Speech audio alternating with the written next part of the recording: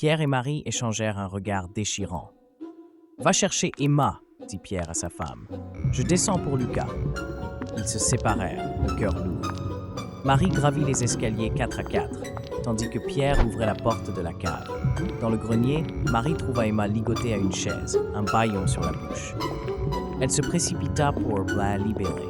Mais au moment où elle touchait les cordes, un mécanisme se déclencha. Des dizaines de poupées au visage grimaçant tombèrent du plafond, s'accrochant à ses vêtements et ses cheveux. Marie hurla de terreur, mais continua à défaire les liens d'Emma. Dans la cave humide et sombre, Pierre avançait prudemment. « Lucas » appela-t-il.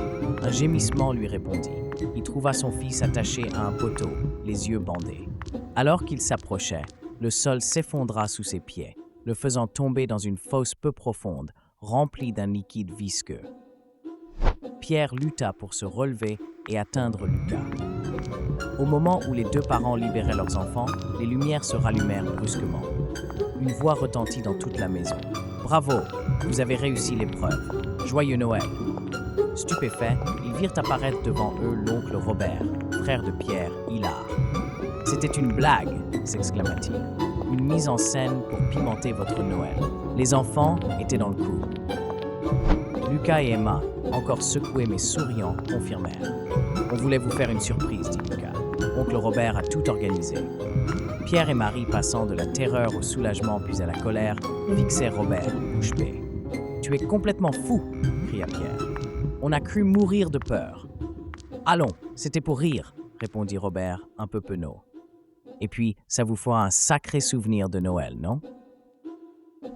Marie, reprenant ses esprits, soupira. « Un souvenir, ça c'est sûr.